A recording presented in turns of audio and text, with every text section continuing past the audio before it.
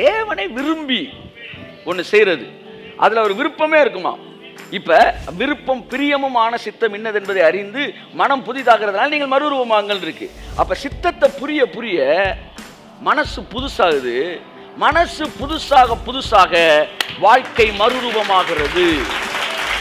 Knowing God's will.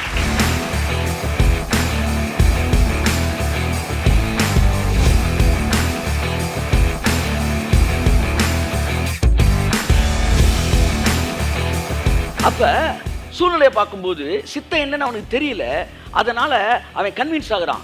இன்னொருத்தனுக்கு சித்தம் என்னன்னு தெரியுது. தன்னுடைய பிள்ளைகள் இந்த பூமியிலே பலத்தவர்களாக இருக்கிறதை அவன் பார்க்கிறான். நீதிமானின் சந்ததி பூமியிலே பலத்து இருக்கும் என்பதை அவன் பார்க்கிறான். நீதிமானின் சந்ததி சத்துருக்களோட ஒளிமுக வாசலிலே பேசுவார்கள் என்பதை அவன் பார்க்கிறான். ஆமென், ஆமென்.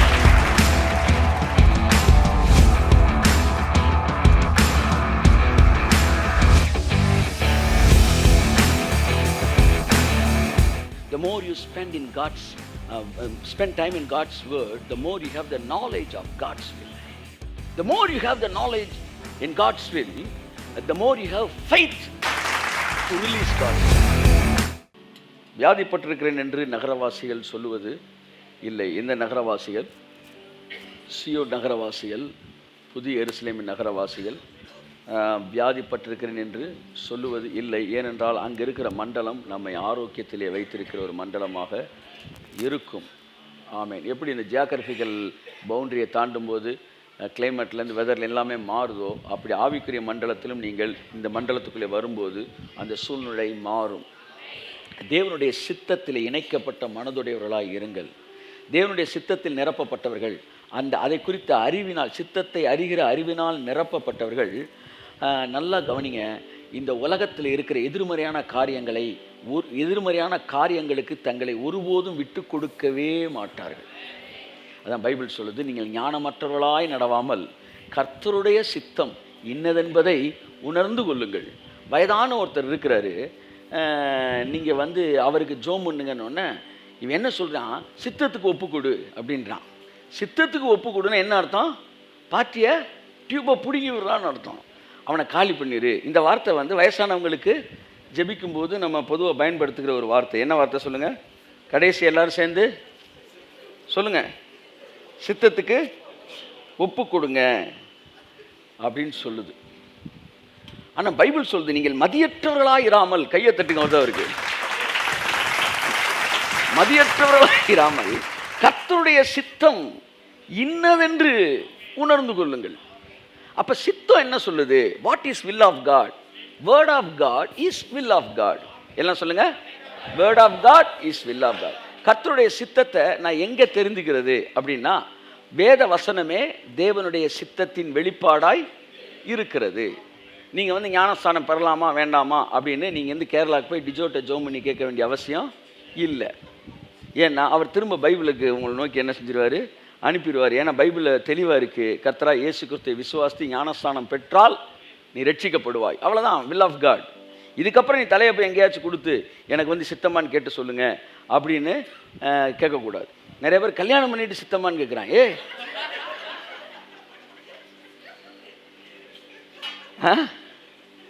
அப்படிலாம் கேட்டிங்கன்னா அவன் அடுத்த ஏழு ஜென்மத்துக்கு தான்டா சித்தன்றார். ஜாக்கிரதை. ஸோ சித்தம் என்பது எழுதப்பட்ட written word of God is the established God's will. இதை போய் நீங்கள் தனிப்பட்ட முறையில் கேட்க வேண்டிய அவசியம் இல்லை. நான் ஏற்கனவே உங்களுக்கு சொல்லியிருக்கிறேன், கர்த்தருடைய வல்லமை நான் கொஞ்சம் அவுட் ஆஃப் த பாக்ஸ் சில விஷயங்கள் பேசலாம்னு யோசித்தேன். பட் கொஞ்சம் நேரம் காட்ஸ் கைடன்ஸில் அப்படியே பேசிட்டு நான் இது பண்ணுறேன். என்னென்னா, வேதம் தெளிவாய் சொல்லுகிறது, எழுதப்பட்ட வார்த்தை தேவனுடைய விருப்பமாக இருக்கிறது. ரொம்ப நாளைக்கு முன்னாடி ஒரு எடுத்துக்காட்டு நான் கேள்விப்பட்டேன். அதில் ஒரு வயசான அப்பா என்ன செய்கிற, தன் பிள்ளைகளுக்கு சொத்தை பிரித்து எழுதுறாரு. வடக்க இருக்க வாழைத்தோப்பு 40 ஏக்கர் மூத்த பையனுக்கு, தெற்க இருக்க தென்னந்தோப்பு இளைய பையனுக்கு அப்படின்னு என்ன செய்கிறாரு, வில்லில் சொத்து பத்திரத்தில் எழுதிட்டு என்ன செஞ்சிட்டாரு, செத்துட்டார்.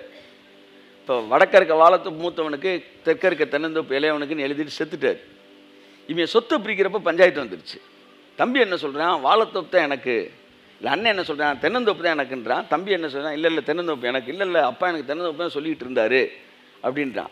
உடனே என்னடா அப்பா என்ன நினச்சாரு, அப்பா வந்து என்ன நினச்சாரு, அப்பா வந்து எனக்கு தான் தென்னந்தோப்பு சொன்னார். இல்லை எனக்கு தான் தென்னந்தோப்பு, அவர் மனசில் அதுதான் இருந்துச்சுன்னு. உடனே 2 பேர் நேரம் அப்போ என்ன செய்கிறாங்க, கல்றையை தோண்டிடுறாங்க.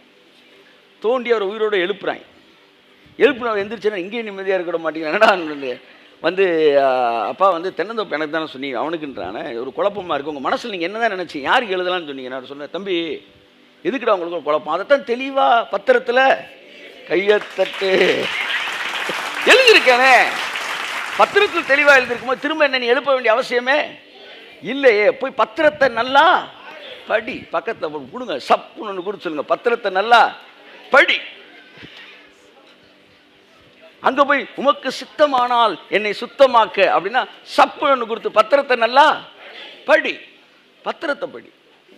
அப்போ வயசானவங்களை ஜெபிக்கும் போது சித்தத்துக்கு ஒப்பு கொடுக்குறோம் அப்படின்னா என்ன சொல்ல வர,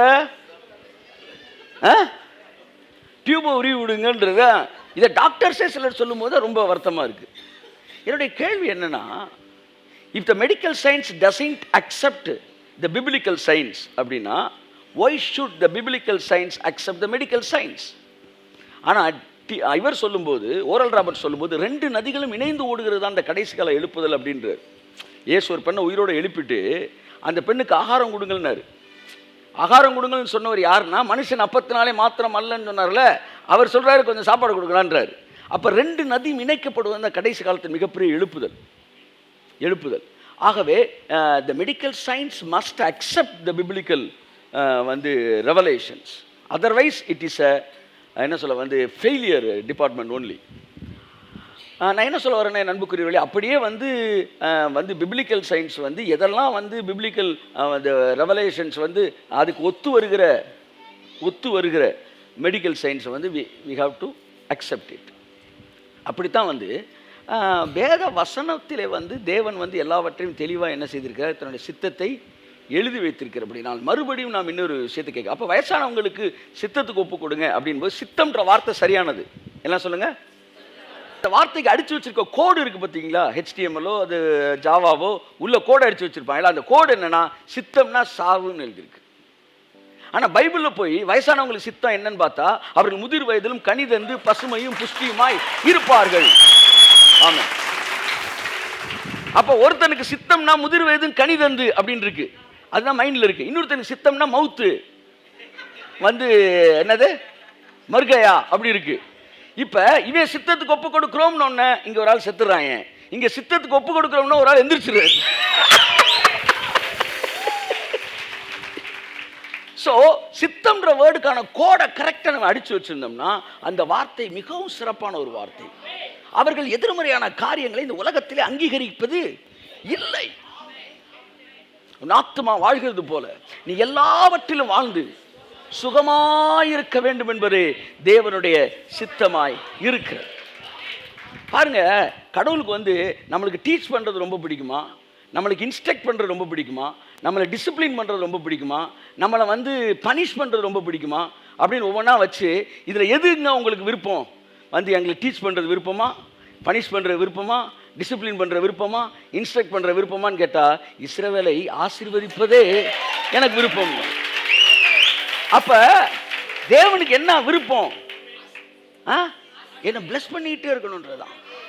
அப்போ நீங்கள் ஆசீர்வாதமாக இருக்கிறது தான் அவருடைய விருப்பமே, அவர் ஆசை. உங்களை வந்து அப்படி ஆசீர்வாதமாக ஒரு காரில் வந்து இறங்கி பார்க்கும்போது, பாரா என் பிள்ளை அப்படி ராஜா மாதிரி வந்து இறங்கினாங்க, சந்தோஷப்படும். நீங்கள் எனக்கு சாட்சிகளாய் இருப்பீர்கள். நீங்கள் உங்களுக்கு சாட்சியாக இருக்கக்கூடாது. புரியுதா உங்களுக்கு? நான் நல்லவன், நான் வல்லவன், நான் வந்து ₹1 கூட வந்து மினிஸ்ட்ரி காசை வந்து நான் செலவழித்தது கிடையாது. இவன் யாரானா இவன் வந்து தனக்கே சாட்சி. அப்போ நான் தேவனுக்கு சாட்சியாக இருக்கணும். அப்புறம் ஏன் சார் இந்த அக்கௌண்ட் சந்திக்கு போட்டிங்கன்னா நான் ஒரு வரி அப்பயே சொல்லணும்னு மறந்துட்டேன். இதில் எல்லாமே இருக்குது. நான் எவ்வளோ செலவழிச்சுன்றது இருக்குது. நாளைக்கு 10 கோடி ரூபாய்க்கு நான் ஒரு வீடு கட்டுவேன், அதுவும் இதில் இருக்கும். நான் கெட்ட மாட்டேன்னு சொன்னேன்னு சொல்லவே இல்லை, நான் கிட்டுறது இங்கே இருக்கும். அதெல்லாம் சொன்னேன், பரிசுத்தம் வேறு உண்மை வேறு. உண்மை என்பது இருப்பதை அப்படியே வெளிப்படுத்துவது. நான் என்ன சொல்ல வரேன்னா தேவன் எதை விரும்புகிறார் என்கிற பிக்சரையே ஜனங்களுக்கு சொல்லிக் கொடுக்காதனால ஜனங்கள் தரித்திரத்தை விரும்புகிறார்கள். ஜனங்கள் தரித்திரத்தை விரும்பினதோடு மட்டுமல்லாமல் ஊழியனும் தரித்திரத்தில் இருக்க வேண்டும் என்றே விரும்புகிறார்கள். அதனால தான் சில சபைகளுக்கு நீங்கள் போகும்போது ஜெனரேஷனாக வருவாங்க, ஆனால் பார்த்தீங்க ஒரு வறுமையிலும் தரித்திரத்திலுமே இருப்பார்கள். அந்த ஊழியக்காரன் ஒரு போலித்தனமான ஒரு வறுமையில் தான் வந்திருப்பார். அவரும் ஒயிட்லாம் இருப்பார். ஆனால் அவர் உட்காந்து போகிற காரு ஜாகுவாராக இருக்கும். தப்பாக சொல்லலை, அவர் இருக்கணுன்ற அந்த கலரை மட்டும் மாற்றிருங்கன்ற வெளியில். அப்புறம் வீட்டில் போய் உட்காந்தானாலாம் ஒருத்தர் வீட்டுக்குள்ளே போய் மிரண்டுட்டேங்க. அவங்க ஐஸ்வர்யத்தையே வெறுத்து பேசுகிறவங்க, இந்த உலகத்தில் தரித்திரம் தான் பேசுகிறேன். ஆனால் உள்ளே நுழைஞ்சா அதாவது மதுரையில் இருக்க டாப் 10ல் 10 வீட்டில் ஒரு வீடாக வந்துடும், அவ்வளோ மேட்ரு. ஆனால் அவர் யாருன்னா அந்த குறிப்பிட்ட வறுமையை பேசுகிற சபையில் முக்கியமான மூப்பரே எப்படின்னா இப்போ டாப்பர் எப்படி இருப்பார்னு யோசிச்சுக்காங்க. அப்போ இவங்க எல்லாருமே they are speaking but they are not following. ஆனால் யார் ஃபாலோ பண்ணுறது? சார், எனக்கு நிறைய நண்பர்கள் இருக்கிறாங்க. என் நண்பர்களுக்கெல்லாம் வயசு என்னென்னா 55, 65. என் ஃப்ரெண்ட்ஸ், நீங்கள் பாஸ்டர்ஸ் வீட்டுக்கு வந்தால் தெரியும், என் கூட இருக்கிறீங்களா அவங்க தான் என் ஃப்ரெண்ட்ஸு. அதனால தான் இளம் ஊழியர்கள்ட்ட நான் நல்லா அட்டாச்சாக தான் இருக்கிறேன். ஆனால் அதோட ரொம்ப அட்டாச்சாக எல்லாம் 55, 65 எல்லாம் பார்த்தீங்கன்னா நான் சிபிஎம் ஃபவுண்டர் கூட இருந்தாலும், நான் பால் கூட இருந்திருக்கிறேன், நான் அப்போ அந்த மாதிரி குரூப் ஏனஸ்ட் கூட இருந்திருக்கேன், பெரிய பெரிய ஆட்களோடு. அவங்கெல்லாம் எக்ஸ்பீரியன்ஸை பேசும்போது ஆமாம் இவங்க மட்டும் இல்லை, நான் அவங்கெல்லாம் மிகப்பெரிய என்ன சொல்ல தேவ மனிதர்கள், அவங்க பரிசுத்தவான்கள், அவள் வாழ்க்கையில் நடந்த அற்புதங்கள் அதிசயங்கள் ஏராளம். நான் கேள்விப்பட்டிருக்கிறேன். ஒரு குஷ்டோரி வெண்குஷ்டம் பிடிச்ச ஒரு பெண் ஜெபிப்பதற்காக வந்திருந்த போது, I think Paul R NS அவர் சீஃப் பாஸ்டர், அந்த ஃபவுண்டர் ஆஃப் த இதுன்னு, அவர் குளிக்கிற வரைக்கும் வெயிட் பண்ணிட்டு இருந்திருக்கிறாங்க. அந்த காலத்தில் தட்டி கிட்டிலாம் வச்சு அந்த ஸ்ரீலங்கா நினைக்க அந்த குளிச்ச தண்ணி இப்படி வந்துக்கிட்டு இருக்கும்போது அந்த பெண்ணு, இந்த பரிசுத்தவான் குளிச்ச தண்ணி இது என் மேலே பட்டா கூட நான் சோமையான்னு எடுத்து உடம்புல போட்டுருக்கு, அப்படியே சோமாயிடுச்சு. ஒருத்தங்களாம் மண்டையில் அடித்து இந்த டாப் 2 ஓப்பன் ஆயிடுச்சு. அது திரும்ப வச்சு இந்த நேம் ஆஃப் ஜீசஸ் ஹீல்னோடனே சர்ஜரி எல்லாமே ஹீல் ஆயிடுச்சுங்க, அப்படியே ஒட்டிடுச்சு. டோட்டலாக நடந்திருக்கு. ஆனால் அவர்களுக்கு கொடுக்கப்பட்ட வெளிப்பாடுகளில் அவர்கள் சரியாக இருந்தார்கள். ஆனால் தேவனுடைய வசனத்தை வெளிச்சம்னு பைபிள் சொல்லுது. பைபிள் என்ன சொல்லுது? வெளிச்சம் பைபிள் சொல்லுது. அப்போ வேர்ட் ஆஃப் காட் என்கிற வெளிச்சத்திலே நம்முடைய சிந்தனை வெளிச்சம் பெறும்போது இதுதான் தேவ சித்தமா என்பதை அடுத்தடுத்த ஜெனரேஷன் புரிய ஆரம்பிக்கிறார்கள். அப்போ எல்லாரும் கர்த்தர் கொடுத்த அந்த சாம்பாருக்காய் ஸ்தோத்திரம் சொல்லுவோன்னு சொல்லி ஏழைப்பாளைய ஜனங்கள் எல்லாம் அந்த சாம்பாருக்கும் ரசத்துக்கும் ஜெபிச்சுக்கிட்டு இருக்கப்ப உள்ளே இருக்கிற ஆட்கள் சாலமன் மாதிரி சாப்பிட்டுக்கிட்டு இருக்கிறது தான் என்னால் அங்கீகரிக்க முடியும் நான் சொல்கிறேன். அது தப்புன்னு நான் சொல்ல, நீங்கள் ஏன் ஜனங்களை அந்த இடத்திலே வைத்திருக்க வேண்டும் என்பதை நான் சொல்லுவேன். ஸோ என்னைக்கு சபை ஜனங்கள் ஆசீர்வாதமாக இருக்க வேண்டும் என்று சொல்லி ஒரு பிரசங்கம் சரியாக பிரசங்கிக்கப்படுகிறோம், அன்றைக்கு சபை ஜனங்கள் தங்கள் ஊழியரும் ஆசீர்வாதமாக இருக்க வேண்டும் என்பதை விரும்புவார்கள். ஆகவே அதுதான் வேதமும் விரும்புகிறது. பிதா என்ன விரும்புகிறாரு? இஸ்ரவேலை ஆசீர்வதிப்பதே எனக்கு பிரியம். அப்போ உங்களில் யாராவது சித்தத்தை பற்றி அந்த காலத்தில் நிறைய நமக்கு சொல்லி கொடுத்தாங்க இல்லையா, அதெல்லாம் ரொம்ப முக்கியமான செய்தி. ஆனால் கோடை மட்டும் மாற்றி எழுதணும் பின்னாடி. சித்தத்தை தவறக்கூடாது ஆண்டவரே, நீங்கள் அழுது ஜெபம் பண்ணியிருக்கீங்களே, இப்போ இதெல்லாம் மைண்டில் வச்சு ஜெபிக்கணும். ஆண்டவரே, சித்தத்தை எப்படியாச்சும் என் வாழ்க்கையில் அந்த சித்தம் நிறைவேறணும். எந்த சித்தம்? அவர் மனசில் இருக்கிற சித்தம். இஸ்ரவேலை ஆசீர்வதிக்க வேண்டும் என்பதே பிரியமாக இருக்கிறது.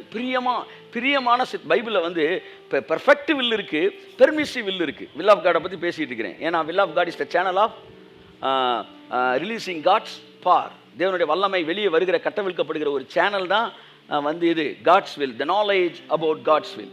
அப்போ இந்த காட்ஸ் வில்ல ஹேகின் சொல்கிறாரு 2 விதமான இது இருக்குது, perfect God's will, permissive God's will. இப்போ தேவனா உன்னை விரும்பி உங்களை கூட்டு போனார்னா அது காட்ஸ் பெர்ஃபெக்ட் வில்லு. நீங்கள் ஒன்று கேட்டுட்டீங்கன்றதுக்காக உங்களுக்கு ஒன்று கொடுத்தாருன்னா அது பெர்மிசிவ் வில். ராஜா எங்களுக்கு வேண்டும் என்று சொன்னார்கள், வச்சுக்காப்பான்னு சொன்னார். அடுத்து வனாந்திரத்தின் வழியாய் போகிற வழியை அவர்கள் தேர்ந்தெடுத்தார்கள், போய் காப்பான்னாரு. பிழையாம சொன்னான், நான் போய் இஸ்ரவேல் ஜனங்களை சபிக்க விரும்புகிறேன், போய் காப்பான்னாரு. இந்த 3 இடத்துல தேவனே போனாரு. தேவனே ராஜாவை செலக்ட் பண்ணுறாரு, தேவனே பிழையாம பார்த்து போன்றாரு. இது எல்லாம் அவரே சொல்லிட்டு அப்புறமேட்டு சொல்கிறாரு, யார் பண்ணி உங்களை நான் அறியேன்றார். ராஜாவை நான் கொடுக்கவே இல்லை. ராஜாவா யாரு அப்படின்றார். பின் நாட்களில் நீங்கள் தீர்க்கதரிசிகள் சொன்ன ஓசியா அந்த இளம் பொண்ண ராஜாவா அறியேன்றார். சார் நீங்கள் தானே சார் இந்த சவுல்னு ஒருத்தனை செலக்ட் பண்ணியே சொன்னீங்க, முந்தின நாள் நைட்டே பேசி அடுத்த நாள் நீயே யாருன்னு தெரியாதுடா. இதுதான் அந்த நாமத்தில் பிசாசை துரத்தினோம். அடுத்து என்னது சொல்லுங்க, அந்த வசனம் தெரியலையா? சொல்லுங்க. பிசாசை துரத்தணும், வியாதிகளை சுகமாக்கணும், இதெல்லாம் பண்ணமே. தீர்க்க தரிசனம்லாம் வச்சிருக்காங்க சார். அப்போ அக்கிரம செய்யக்காரன் நீங்கள் எல்லாம் விட்டு போங்க. அக்கிரமம்னா என்ன? அவன் சுருட்டு குடிச்சிட்டு இருந்தாங்களா? சொல்லுங்க. இல்லை கோரிப்பா இல்லை ஏதாச்சும் தப்பு பண்ணிக்கிட்டு இருந்தாங்களா? அக்கிரமம் செய்யும். அக்கிரமம் என்பது அது இட் இஸ் நாட் விக்கட்னஸ். அக்கிரமம்ன்றது என்ன சொல்ல இட் இஸ் நாட் சின். கிரமம் என்றால் ஆர்டரு, அக்கிரமம் என்றால் டிஸார்டர். எதையெல்லாம் தேவன் கொடுத்த ஸ்டைலில் நீங்கள் செய்யாமல் வேறு டிசைனில் செய்கிறீங்களோ அது அக்கிரமம். நீங்கள் பணக்காரன் ஆகணும் அப்படின்னு தேவனுடைய சித்தம். உங்கள் தொழிலை இது வரைக்கும் இல்லாத அளவு தேவன் உயர்த்தணும்னு திட்டமிட்டுட்டார். நீங்கள் பணக்காரன் ஆக போகிறீங்க, தேவ சித்தம். நீங்கள் பணக்காரன் ஆகணுன்றதை பேங்கை கொள்ளையடிக்கணும் அப்படின்னு பிளான் பண்ணிங்கன்னா டெஸ்டினேஷன் ஒன்று தான், வழி வேற, அது சித்தம் இல்லை. இது காட்ஸ் வில்லு கிடையாது. அப்படி மனிதர்கள் பல இடங்களில் தாங்கள் சொந்த வழிகளை சூஸ் பண்ணாங்க. அப்போ தேவன் விட்டு கொடுத்துட்டார். That is what permissive will. அப்போ பெர்ஃபெக்ட் வில்னா அவரே விரும்பி செய்கிறதான். அதைத்தான் அப்போ ரோமர் 12ஆம் அதிகாரம் சொல்லுகிறது, நீங்கள் இந்த பிரபஞ்சத்திற்கு ஒத்த வேஷம் தெரியாமல் தேவனுடைய நன்மையும் பிரியமும், முக்கியமான வார்த்தை பிரியமும், பிரியம் இல்லாமல் ஒன்று உங்களுக்கு கொடுக்கக்கூடாது. அவருக்கு உங்களை என்ன சொல்ல உங்களை இன்ஜினியர் ஆகணும்னு முடிவில் இருக்கும்போது நீங்கள் டாக்டரானு விரும்புனீங்கன்னா நீங்கள் டாக்டருக்கான அப்ளிகேஷன் போட்டு டாக்டரே ஆகிட்டீங்கன்னு வச்சுக்கோங்களேன். அவர் ஃபீஸ் கட்டாமல் இருப்பார், அவங்க அப்பா எல்லாம் செய்வார். ஆனால் மனசில் நான் நினச்ச மாதிரி இல்லையே அப்படின்ற இடம் இருக்கும். அப்படித்தான் மனிதர்கள் தங்கள் விருப்பத்துக்காக கடவுள்கிட்ட ஒன்று வாங்கி கடவுள்கிட்டையே அதுக்கு தேவையான சப்போர்ட்லாம் வாங்குறது பெர்மிசிவில். ஆனால் தேவனை விரும்பி ஒன்று செய்கிறது, அதில் ஒரு விருப்பமே இருக்குமா. இப்போ விருப்பம் பிரியமுமான சித்தம் இன்னது என்பதை அறிந்து மனம் புதிதாகிறதுனால நீங்கள் மறுரூபமாங்கள் இருக்கு. அப்போ சித்தத்தை புரிய புரிய மனசு புதுசாகுது. மனசு புதுசாக புதுசாக வாழ்க்கை மறுரூபமாகிறது. Knowing God's will, it is transforming my personality, my life. எந்த அளவு தேவ சித்தத்தை புரிந்து கொள்கிறோம், உங்கள் குடும்பத்தில் இருக்கிறவர்கள் டிரான்ஸ்ஃபார்ம் ஆகிறாங்க, உங்கள் வீடு டிரான்ஸ்ஃபார்ம் ஆகுது, உங்கள் கேரக்டர் டிரான்ஸ்ஃபார்ம் ஆகுது, எல்லாமே டிரான்ஸ்ஃபார்மேஷனுக்குள்ள கடந்து வருகிறது. அப்போ இந்த பெர்ஃபெக்ட் வில் அப்படின்னா பிரியமாக இருக்கணுமா. இப்போ நீங்கள் நேரம் இங்கே என்ன வரணும், இஸ்ரவேலை ஆசீர்வதிப்பதே கர்த்தருக்கு. கை தட்டுங்க ஒரு அவருக்கு ஆமென். இப்ப பிரியம்ன்ற வார்த்தை இங்க வருது. இதே பிரியம்ன்ற வார்த்தை தான் ரோமர் 12 வருது. அவன் சொல்றான் பிரியமான சித்தத்தை வாங்கிக்கடான்றான். இங்க அவர் சொல்றாரு கொடுக்கறதான்ற எனக்கு பிரியம்ன்றாரு. அப்போ ஒன்று புரிஞ்சுக்காங்க, நீங்கள் ஆசீர்வதிக்கப்பட்டு இருப்பது பிரியம் என்றால், சித்தம் என்றால், நீங்கள் வறுமையில் இருப்பது அவருக்கு சித்தம் அல்ல. இன்னும் நான் ஸ்ட்ராங்கா சொல்றேன்னா சொல்லணும்னா, யாரெல்லாம் நீங்க வறுமையில் இருக்கிறீங்களோ நீங்க எல்லாம் சித்தத்துக்கு வெளியில் இருக்கிறீங்க என்கிற அதிர்ச்சியான ஒரு சத்தியத்தை நான் சொல்லுகிறேன். ஆமென், ஆமென். ஐஸ்வர்யத்துக்கு வெளியில் இருக்கிறவன் எல்லாருமே எங்க இருக்கிறான்? சித்தத்துக்கு வெளியில் இருக்கிறான். எப்படி சொல்றீங்க? பணம் இல்லாமல் நீங்க இருக்கும்போது உண்மைக்கே நீங்க சித்தத்துக்கு வெளியில் இருக்கு. பைபிள் சொல்லுது, ஐஸ்வர்யவானின் பொருள் அவனுக்கு அரணான பட்டணம். அப்படின்னா பாருங்க, ஒருத்தருக்கு நெஞ்சு வலிச்சிச்சு 60 வயசுல, 55 வயசுல. என் ஃப்ரெண்டு ஒருத்தர் 52 வயசு. உடனே டாக்டர் என்ன சொன்னாங்க, ஸ்டெம் வைங்க, அதை வைங்க அப்படி பண்ணார். அவரும் கூட கிரிக்கெட் ஸ்டெம் எடுத்து, இல்லை அது இல்லைங்க, இது வேறு இது, நீங்கள் உடனே வைக்கணும், இத்தனை லட்ச ரூபா செலவாகணும். அதெல்லாம் இருக்கட்டும் சார் பார்த்துக்கோன்ட்டு அவரால் செலவழிக்க முடியல. விசுவாசத்தை ஆப்ரேட் பண்ண பற்றி எனக்கு தெரியல. பட் அவர் இறந்துட்டார். புரியுதா உங்களுக்கு? உங்களுக்கு ஹார்ட் பேஷண்ட் அப்படின்னா நீங்கள் பணத்தை கொடுத்துட்டீங்கன்னு வச்சுக்கோங்களேன், உங்கள் ஹார்ட்டை பைபாஸ் போட்டுருவாங்க. ரோட்டில் இப்போ இந்த ரோடு ரொம்ப பிரச்சனையாக இருக்குது சார், ஒரு பைபாஸை போடு அப்படின்றாங்களே, அந்த மாதிரி ஹார்ட்லேயே பிளட்டு டக்குன்னு ஒரு பைபாஸை போட்டு வேறு ரூட்டில் பிளட்டை அனுப்பிச்சி விட்டு உங்களை என்ன பண்ணிடுவாங்க, இன்னொரு 20 வருஷம் வாழ வச்சுருவாங்க. வாழ வச்சது எது? பணம். அப்போ பணத்தில் நீங்கள் இருக்கும்போது ஆரோக்கியம் உங்கள் கூட இருக்குது. பணத்துக்கு வெளியில் இருக்கும்போது நான் விசுவாசத்தை நான் வந்து இங்கே வந்து டிவைன் ஹீலிங்ன்ற ஒரு நாலேஜை கனெக்ட் பண்ணாமல் பேசுகிறேன். டிவைன் ஹீலிங் நாலேஜ் இல்லாதவனே பணம் இருக்கும்போது அவன் என்னவா இருக்கான்? நீடிய காலம் வாழ்கிறான். அப்போ நீடிய காலம்ன்ற ஒரு விஷயத்தை விட்டே நீங்கள் வெளியே வந்துடுறீங்க. எல்லாரும் கொண்டு சொல்ல விரும்புகிறேன், தேவனுடைய சித்தத்தை குறித்து அறிகிற அறிவினால் நீங்கள் மறுரூபமாக வேண்டும். அப்பொழுதுதான் இந்த உலகத்தின் எதிர்மறையான காரியங்களை நீங்கள் ஒரு நாளும் அக்செப்ட் பண்ணாதவர்களாய் இருப்பீர்கள். ஆமென். ஸோ தேவன் என்ன செய்கிறாராம்? தம்முடைய தயவுள்ள சித்தம் முழுவதையும் நமக்குள்ளே, சித்தத்தில் நிறையா இருக்குது பாருங்கள், பிரியமான சித்தம், நன்மையான சித்தம், தயவுள்ள சித்தம். இந்த தயவுள்ள சித்தம் அப்படின்னா என்னென்னா, எது உங்கள் மேலே பிரியமாக இருக்கிறாரோ அது பிரியமான சித்தம். அந்த பிரியமானதை எப்படியாச்சும் உங்கள் லைஃபுக்குள்ளே நுழைச்சிடணும்னு நினச்சான்னு வச்சுக்காங்களேன், அது தயவுள்ள சித்தம். நான் வந்து இங்கே தான் போகணுன்னு அவருக்கு விருப்பம், நான் இங்கிட்டு போயிட்டேன் அப்படின்னா இது வந்து பெர்மிசிவில், அனுமதிக்கப்பட்ட சித்தம். நான் இங்கே போயிட்டேன்னு வச்சுக்காங்களேன், இது என்னது? பெர்ஃபெக்ட் வில், சரியான சித்தம், அவருக்கு பிரியமானது செய்கிறேன். இப்போ தயவுள்ள சித்தம்னு என்னன்னு சொல்கிறேன், நான் இப்படி இருந்துட்டு இதுதான் சித்தம், நான் சித்தம் இல்லாத நோக்கி போகிறேன், அவர் அங்கனக்குள்ளே என்னை பிடிச்சி இப்படி தள்ளி இங்கே வாடா அப்படின்னு கூப்பிட்டு வந்துட்டாருன்னா தயவுள்ள சித்தம். ஸோ இன்னைக்கு நீங்கள் எல்லாம் இங்கே உட்காந்துருக்கீங்கன்னா அவர் தயவுள்ள சித்தம். ஆமாம் ஆமாம். அதனால தான் பவுல் சொல்கிறாரு அந்த வார்த்தையில், ஒரு தேவனுடைய மனுஷனை குறித்து 2 தெசலோனிக்கேயர் என்று நான் நினைக்கிறேன். நான் உங்களுக்காண்டி ஜோம் பண்ணுறேன். 2 தெசலோனிக்கேயர் 1ஆம் அதிகாரம் 12ஆம் வசனத்தில் ஜெபிக்கிறாரு. வாசிங்க. நான் எதுக்காக உங்களுக்கு நான் ஜெபிக்கிறேன் அப்படின்னு சொல்கிறாரு. வாசிங்க.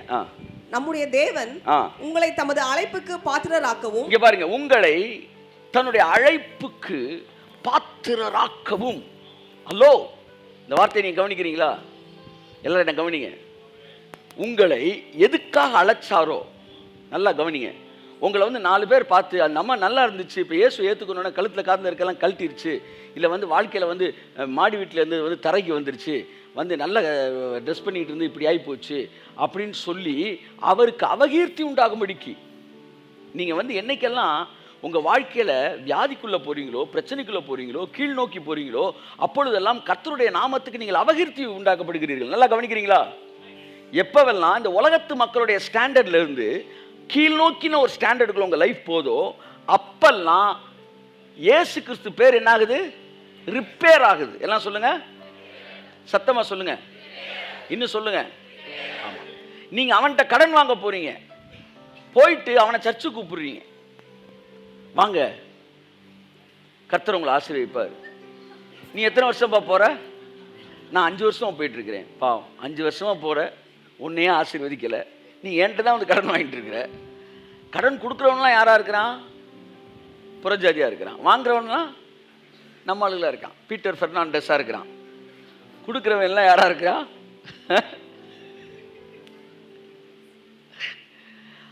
அப்போ நீங்கள் அவன் சரின்னு மரியாதைக்கு சொல்லி அனுப்புவான், ஆனால் அவனுக்கு கிறிஸ்தவனானும் டெம்டேஷனு இருக்காது. என் சொந்தக்காரர்கள் ஒருத்தர் இருக்கார், அவர் மட்டும் இயேசு கிறிஸ்துவை ஏற்றுக்கொள்ளலை, ஆனால் கூட வந்து எல்லாரும் இயேசு ஏற்று, அந்த ஃபேமிலியில் எல்லாம் ஏற்றுக்கிட்டாங்க. அத்தனை பேர் சேர்ந்து இவருக்காட்டி ஜெபிக்கிறாங்க, ஆனால் அவர் ரட்சிக்கப்படவே இல்லை. ஏன்னா இவங்க அத்தனை பேரும் கடனுக்கு அவர்கிட்டே வராங்க. தம்பிமார்களுக்கெல்லாம் அவர் தான் கொடுக்குறாரு கடன். யாருமே லைஃப்பில் பெரிய லெவலில் செட்டில் ஆகி கிறிஸ்தவம் என்றால் உள்ளே நுழையும் போது இப்படி தாண்டா அப்படின்னு அந்த இடத்துக்கு என்ன செய்யலை, வரல. எனக்கு தெரிஞ்ச ஒருத்தரோட மாமா ஒரு நல்ல ஒரு மனுஷன், அவர் வந்து ரட்சிப்புக்கு ரொம்ப சமீபமாக இருக்கார். அதாவது வந்து எதுக்கு வந்துட்டார்? ட்ரெயின் வாசலுக்கு வந்துட்டார், ஆனால் ட்ரெயினுக்குள்ளே கால் வைக்கவே மாட்டேன்றார். என்னன்னா அவங்க குடும்பத்தில் இயேசு ஏற்றுக்கொண்டவங்க 2 பேரும் நாசமாக போயிட்டாங்க. ஒரு பொண்ணு லவ் பண்ணி ஒருத்தனை ஓடிடுச்சு, இன்னொரு பொண்ணு. அப்போ அவருக்கு என்ன ஆகிப்போச்சு? என்னடா உள்ளே இருக்க பிள்ளைகள்லாம் நல்லா இருக்க, வெளியே போகணும், இப்படி ஆகிப்போச்சுன்றனால அவரால் ஏற்றுக்க முடியல. இப்போ நீங்கள் ஃபெயிலியர் ஆகும்போது அது என்ன ஆயிடுது? இயேசு கிறிஸ்துவோடைய நேம் டேமேஜ் ஆகுது. சித்தத்தை பற்றி பேசிகிட்டு இருக்கிறேன், முதிர் வயதில் கனி தருவதை பற்றி பேசிகிட்டு இருக்கிறேன். முதிர் வயதில் கூட நீங்கள் வந்து ராஜா மாதிரி நீங்கள் வந்து உட்காரணும் இயேசு நாமத்தில். ஆமென்.